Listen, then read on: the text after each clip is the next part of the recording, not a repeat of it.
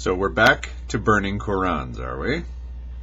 Well, in this issue there's an absurd fallacy going around that people who really ought to know better seem to have bought into. And that's the idea that unless you're pushing your human rights to their ultimate, most absurd conclusions, you run the risk of losing them. That unless you deliberately exercise your rights in a way that is guaranteed, even aimed at, provoking a response from a few fanatics, you're in danger of losing them. I disagree.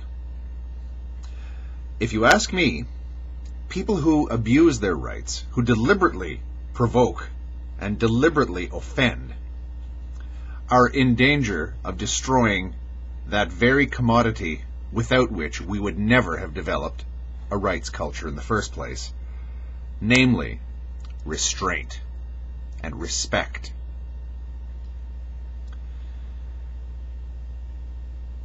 The people who want harsh Islamic law applied to the societies that they live in, and who knows, maybe they want it applied to the entire world, do so because they say, or they believe, that without harsh laws, without strict controls on human beings inevitably abuse their rights.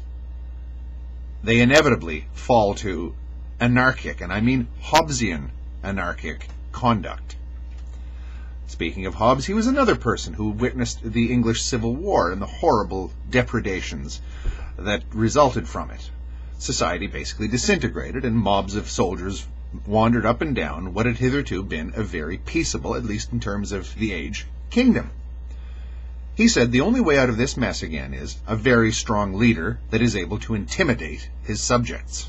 The Leviathan, the modern state, absolutism, dictatorship as a philosophy.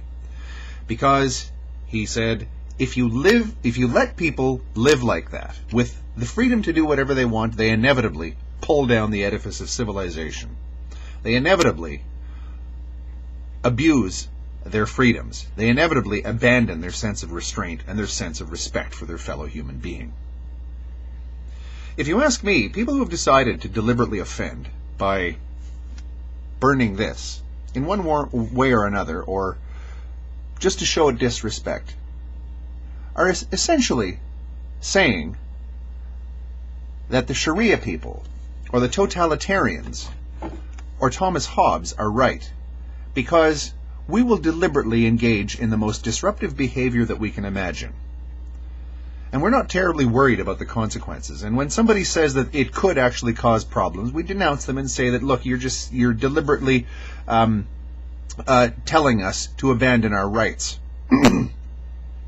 If you want to abandon your rights, or if you want to actually destroy them, it isn't so much someone else taking them from you. That's the problem, if you ask me, at least in a circumstance like this. The problem is in deliberately creating a situation in which respect and restraint cannot flourish, i.e., create conflict, deliberately create conflict. When you do that, you don't get more freedom. What you get is a dictatorship. Burning Qur'ans or burning any books is not the road to freedom.